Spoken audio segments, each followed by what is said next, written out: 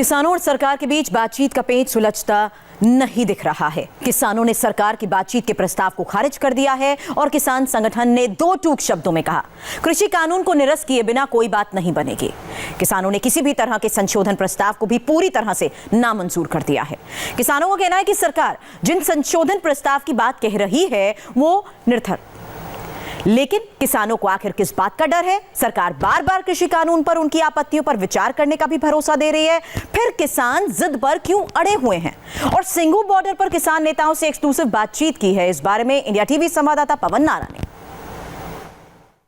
आनंद मौला जी, बीजेपी की तरफ से प्रेस कॉन्फ्रेंस कही गई है, उसमें कहा गया है कि लेफ्ट यहां किसानों के हक की बात कर रहा है, लेकिन बंगाल से लेकर त्रिपुरा तक कहीं भी एपीएमसी मंडी नहीं स्थापित कर पाया। ये लेफ्ट का दोहरा चरित्र है।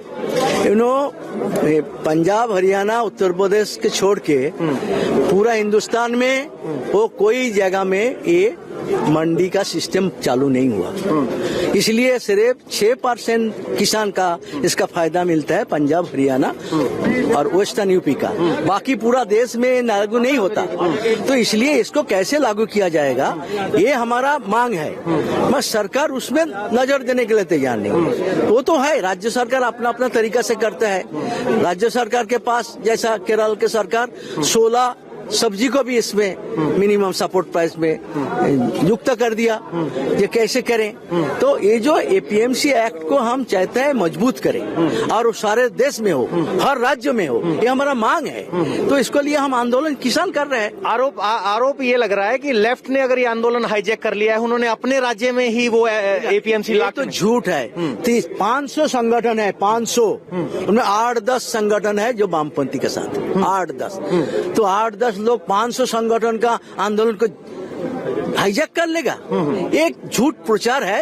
एक किसान को बदनाम करने के लिए एक किसान का आंदोलन है, किसी का इंडिविजुअल आंदोलन नहीं है, लेफ्ट राइट सेंटर का नहीं है। तो क्या आंदोलन फैसला लेते वक्त विचारधारा का कोई असर नहीं होता? कोई आज अगर चिट्ठी लिखी गई तो उसमें लेफ्ट की छाप है कि नहीं? सब मिलके चर्चा करते हैं। हमारा सहमति का मतलब है हम सब लोग चर्चा करेंगे, सहमति के आधार पर हम एक फैसला करते हैं। मगर फैसिस्ट जो करते हैं वो बोलेंगे मैं जो बोलो आप स्वीकार करो। अच्छा, एक सवाल ये कि बहुत से नेता बीच में गायब थे, आप भी कई दिन नहीं दिखाई दिए, क्या माना जाए? क्या कुछ आपसी टकराव या 30 संगठन एकदम एक साथ है? कोई संगठन में, ये बहुत ही बड़ा झूठ है। हमारा 500 संगठन में एक भी संगठन दूसरे कोई मत के नहीं है।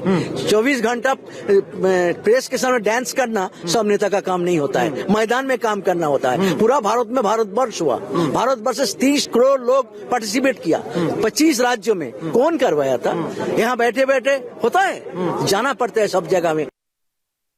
चटर्जी साहब, जो चिट्ठी लिखी गई है, क्या कहा गया है? आगे का रास्ता क्या नजर आ रहा है? रास्ते तो सारे बंद हैं। जो चिट्ठी का था वो रास्ता नहीं है, वो तो एक लोगों को भ्रमित करने के लिए उन्होंने सारा कुछ किया है और लोग भ्रमित ना हो इसलिए हमें जवाब देना पड़ा है।